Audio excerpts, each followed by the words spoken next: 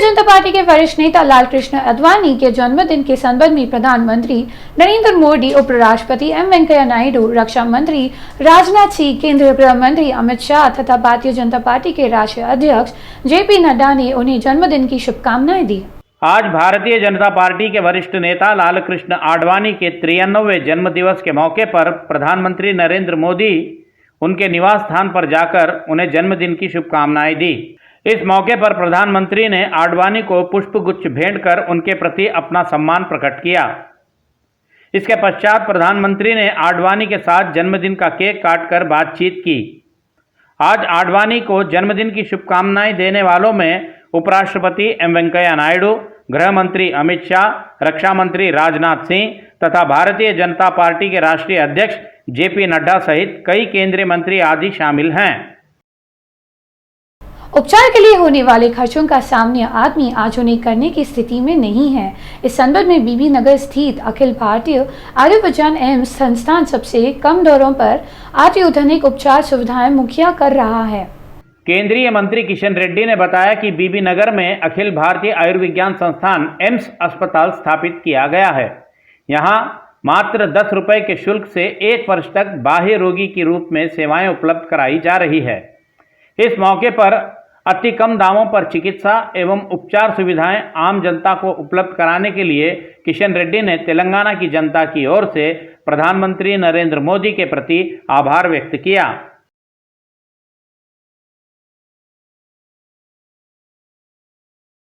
आंध्र प्रदेश के मुख्यमंत्री जगन पर अनुचित टिप्पणियों करने के लिए गिरफ्तार होकर हाल ही में रिहा हुए तेलुगु देशम पार्टी के आधुनिक प्रतिनिधि कोमारेड्डी पट्टाभिराम ने आज संवाददाताओं के संबोधन किया। इस मौके पर फिर एक बार मुख्यमंत्री जगन सरकार पर भड़क उठे। संवाददाताओं से बात करते हुए कोम्मुरेड्डी पट्टाभिराम ने बताया कि वाईसीपी के नेताओं ने मेरे संबंध में जो सपने देखे थे उनकी तरह मैं अपने कदम पीछे लेने वाला नहीं हूं। उन्होंने गर्व से कहा कि मैंने जो अपने कंधे पर तेलुगु देशम पार्टी का पीला ध्वज उठाया है उसे कभी नीचे नहीं उतारूंगा। पट्टाभिराम ने कहा कि आंध्र प्रदेश सरकार बढ़ाए गए पेट्रोल डीजल की कीमतों के संबंध में अनभिज्ञता एवं भोलेपन का नाटक कर रही है। उन्होंने बताया कि लोकसभा की गवाही में देश के पेट्रोलियम मंत्री ने बताया था कि देश में पेट्रोल उत्पादकों पर आंध्र प्रदेश सरकार ने ही सबसे अधिक दरें बढ़ाई है। तेदेपा नेता ने सरकार पर आरोप लगाया कि ईंधन पर करों के नाम पर 28,000 करोड़ रुपयों की आंध्र प्रदेश सरकार ने वसूली की है। इस मौके पर उन्होंने उनके संकट काल में साथ खड़े रहे नेताओं के प्रति अपना आभार व्यक्त किया। కొంతమందికి చాలా నిరుత్సాహంగా కూడా ఉండుండొచ్చు, ఎందుకంటే పాపం ఈ వైసీపీ చిల్లరకి కక్కుర్తిపడి రకరకాలుగా మాట్లాడేటటువంటి ఈ పేటీఎం చిల్లర బ్యాచ్ ఎవరైతే ఉన్నారో వారందరూ కూడా పాపం చాలా రకాలైనటువంటి కలలు కన్నారు. ఇంకా పాపం పట్టాభి యొక్క వాణి వినపడదు, వాణిని వినిపించే ధైర్యం లేదు పట్టాభికి. ఇంకా ఎప్పటికీ కూడా తెర మీదకి రాడు పట్టాభి. ఇక పట్టాభి కథ అయిపోయినట్టే, భయపడి పారిపోయాడు పట్టాభి. అబ్బో చాలా రకాలుగా మాట్లాడారు. కింద స్థాయిలో ఉన్నటువంటి చిల్లర బ్యాచ్ దగ్గర నుంచి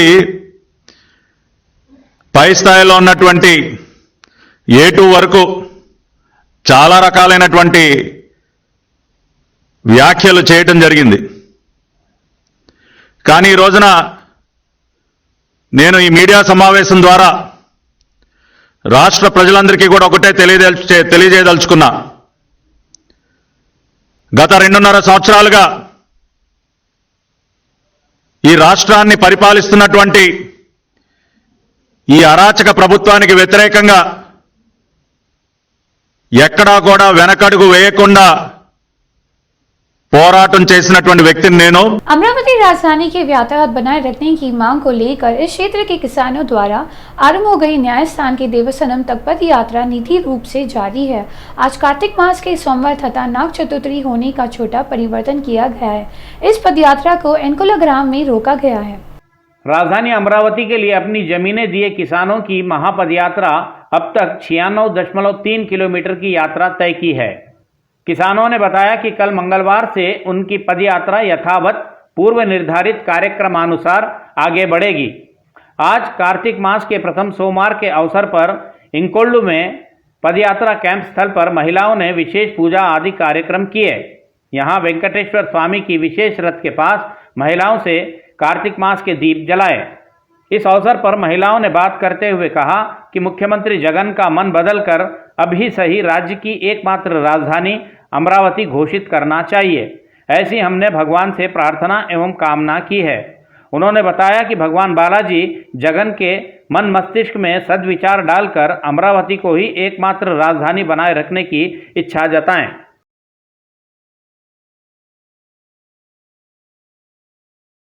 राउडी ही नेता बनते हैं और नेता ही राउडीज्म करते हैं, जो भी इन दिनों में सच्चाई नहीं है। इसी कारण नेताओं के सहार इन्हीं के आड़ में कहीं पर भी हलचल कर सकते हैं।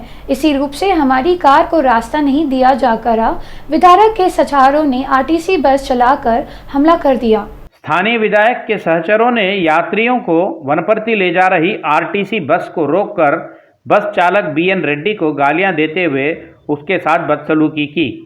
इस घटना का कारण यह है कि शादनगर बालानगर मार्ग में बस चालक बीएन रेड्डी ने उनकी कार को रास्ता नहीं दिया था।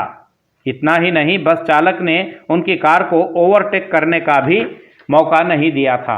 इसी बात से क्रोधित हुए जन नेता के सहचरों ने चलती बस को रुकवाकर यह कहा कि इतनी बड़ी गलती करने के लिए तुझमें इतना साहस, कहते हुए बस चालक पर हमला करने लगे। इस घटना की जानकारी मिलने पर पुलिस भी हमलावर विधायक के अनुचरों के खिलाफ मामला दर्ज करने से पीछे नहीं हटी। जो भी हो, इस घटना का पूरा वीडियो इंटरनेट के सामाजिक माध्यमों पर वायरल हो गया है, जिससे इंटरनेट के नियमित संपर्क में रहने वाले लोग उस विधायक की कड़े शब्दों में निंदा एवं आलोचना कर रहे हैं।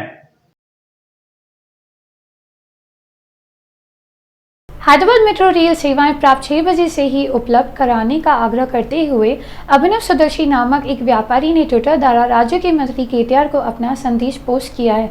इस व्यापारी ने मेट्रो रेल के इंतजार के खड़े यात्रियों का एक वीडियो भी साझा किया। केटीआर को ट्वीट किए अभिनव सुदर्शी ने अपने संदेश में बताया कि दूर दराज से आने वाली रेलें प्रातः 6 बजे ही पहुंच जाती है। इन रेलों से आए लोग को यात्रियों को मेट्रो रेल के इंतजार में घंटों खड़े रहना पड़ता है। अभिनव ने यह भी बताया कि प्रातः के समय कैब बुक कराएं तो उनके दाम भी अधिक रहते हैं, जो आम आदमी की पहुंच से काफ़ी दूर होते हैं। इस कारण उसने मंत्री केटीआर से इस मामले में पहल कर आवश्यक कदम उठाने का आग्रह किया। तेलंगाना प्रदेश महिला कांग्रेस ने बढ़ाई गई रसोई गैस की कीमतों को कम करने का मांग करते हुए प्रति सिलेंडर 200 रुपए की न्यूनतम रियायत देने का आग्रह किया है। इस संबंध से महिला कांग्रेस के नेताओं ने नागरिक अर्पित आयुक्त कार्यालय से समक्ष धरना दिया। धरना देने ही महिलाओं ने पुलिस को हिरासत में लेकर उन्हें थान भेज दिया। तेलंगाना प्रदेश महिला कांग्रेस के नेताओं ने सोमाजीगुड़ा स्थित नागरिक आपूर्ति आयुक्त कार्यालय के समक्ष धरना दिया। इस आंदोलन को देख कई लोग महिलाओं के नेताओं की इस कार्रवाई की सराहना की। लगातार बढ़ते जा रहे रसोई गैस सिलेंडर की कीमतों को घटाने की आंदोलनरत महिलाओं ने मांग की। उन्होंने यह भी मांग की कि प्रति सिलेंडर कम से कम 200 रुपयों की सब्सिडी उपभोक्ताओं को उपलब्ध कराई जाए। यहां आंदोलन कर रहे महिलाओं को पुलिस ने गिरफ्तार कर सभी को पुलिस थाने भेज दिया। आज कार्तिक मास का प्रथम सोमवार होने से अंबर स्थित महाकाली मंदिर में भक्तों की भीड़ उमड़ पड़ी। आज अल्लाह सुबह से ही भक्त मंदिर पर पहुंचकर माता महाकाली का दर्शन किए। आज कार्तिक मास का पहला सोमवार है, इस कारण अंबरपेट महाकाली मंदिर में विशेष पूजा कार्यक्रम आयोजित किए गए। भक्तों ने बताया कि कार्तिक मास का सोमवार काफी महत्वपूर्ण और पवित्र माना जाता है। इसी विषय पर हमारे सिटी विजन प्रतिनिधि सद्दाम की एक विशेष रिपोर्ट। మనతో పాటు భక్తులు ఉన్నారు, వాళ్ళని అడిగి తెలుసుకుందాం। చెప్పండి। కార్తీక మాసం అంటే మనకు శివుడికి ఎంతో పూజలు చేసుకునే రోజులు। ప్రతి సోమవారం ఫస్ట్ సోమవారం కాబట్టి పూజలు జరుపుకొని వస్తున్నామండి। చెప్పండి అన్న। కార్తీక మాసం రోజు ఈ రోజు ప్రత్యేకత ఏంటంటే ఫస్ట్ సోమవారం కాబట్టి మేము పూజలు నిర్వహించడానికి మా భార్యతో సహా మేము వచ్చాము. ప్రతి సోమవారం ఇలానే జరుపుకొని శివుని ఆశీస్సులతో మంచిగా వదిలాలని భార్య పిల్లలతో సంతోషంగా సుఖ సంతోషాలతో వదిలాం. మొత్తానికి తొలి సోమవారం కావడంతో అయితే ఈరోజు ప్రత్యేక పూజలు నిర్వహించి తమ కుటుంబం సుఖ సంతోషాలతో ఉండాలని వారు కోరుకుంటున్నారు. కార్తీక మాసం తొలి సోమవారం కావడంతో ఈరోజు అంబర్పేటలోని మహంకాళి ఆలయంలో ఉన్నాము. ఇక్కడ భక్తులతో ఆలయాన్ని కిటకిటలాడుతున్నాయి. ప్రతి ఒక్క భక్తులు ఇక్కడికి వచ్చి మొక్కులు తీసుకుంటున్నారు. ఈ రోజు మరియు రేపు ప్రత్యేక పూజలు నిర్వహిస్తున్నట్టు ఇక్కడ ఉన్నటువంటి పూజారులు కూడా తెలుపుతున్నారు. ఓ టు స్టూడియో. कार्तिक मास का चतुर्थी दिन ने आज नाग चतुर्थी मौके पर आज नगर के में सभी मंदिरों में भक्तों की काफ़ी भीड़ दिखाई गई। आज अलग सुबह से ही भक्तों ने सुब्रह्मण्येश्वर स्वामी को अपनी मनौतियों संपर्क किए। बदारती कुत्तोगुडम स्थित लक्ष्मी देवी पल्ली के भक्तों ने नाग देवता की प्रथम दूध अर्पित कर सुब्रह्मण्येश्वर स्वामी का विशेष पूजा किया। आज कार्तिक मास के संदर्भ में सनतनगर हनुमान मंदिर में भगवान शंकर के अभिषेक हेतु भक्तों की भीड़ एक साथ उमड़ पड़ी। यहाँ भक्त पूर्ण श्रद्धा भक्ति के साथ पूजा अर्चना किए। मंदिर के संचालकों ने बताया कि आज सायं अर्चनाओं के साथ विशेष पूजा कार्यक्रम भी आयोजित किए गए हैं। आज नाग चतुर्थी पर्व के मौके पर नगरद्वय के सभी मंदिर भक्तों से चहल पहल से खिल उठे। आज अलग सुबह से ही भक्तों ने सुब्रह्मण्येश्वर स्वामी को अपनी मनौतियां समर्पित किए। कार्तिक मास के प्रथम चतुर्थी को नाग चतुर्थी के रूप में परंपरागत ढंग से मनाया जाता है। भक्तों ने आज मंदिर में पूजा अर्चना कर अपने उपवास भी छोड़े। यहाँ कोत्तगुडम में भक्तों ने सुब्रह्मण्येश्वर स्वामी के दर्शन कर नाग देवता को दूध तथा अंडे समर्पित किए। आज के दिन नाग देवता तथा सुब्रह्मण्येश्वर स्वामी की पूजा करने से पुण्य की प्राप्ति होती है, साथ ही परिवार भी सुख संतोष एवं स्वस्थ रहते हैं।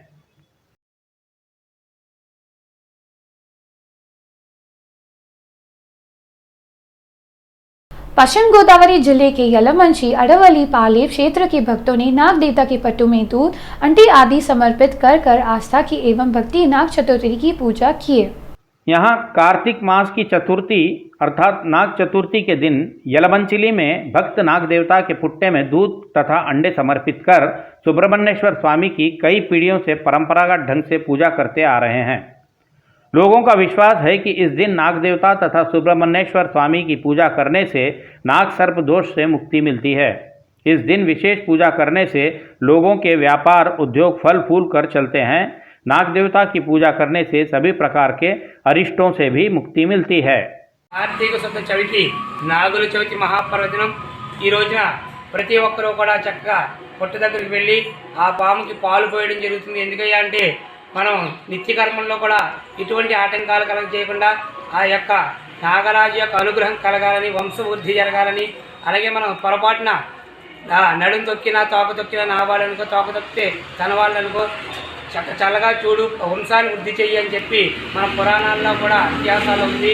ఈ యొక్క నాగచవితి చేయడం వల్ల ఆ సర్పదోషాలు ఎటువంటి ఉన్నా, నాగదోషాలు ఉన్న పరిహారం జరిగి పరిపూర్ణ ఆరోగ్యాన్ని అష్టైశ్వర్యాన్ని కలిగిస్తాడు. కాబట్టి ప్రతి ఒక్క देश में बीते 24 घंटे में 11,451 कोरोना के नए मामले दर्ज हुए हैं और 24 घंटों में अवधि में कोरोना में 266 लोगों की जान गई।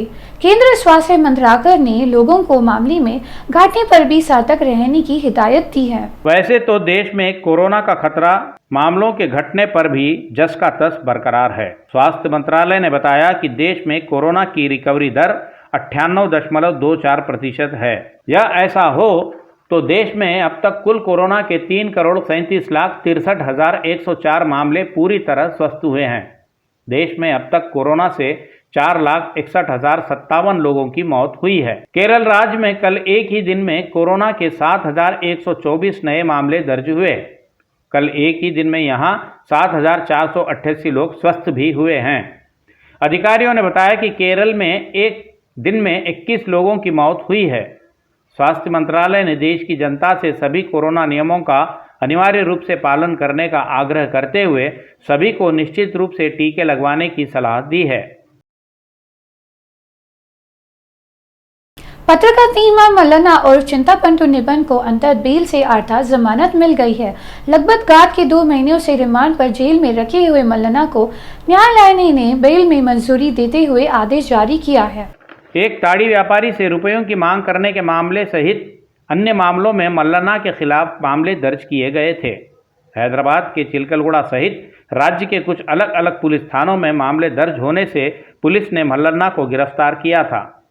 तब से जेल में रह रहे मल्लना ने कई प्रकार से जमानत पर रिहा होने की कोशिशें की, लेकिन उनकी कोशिशें सफल नहीं हुई।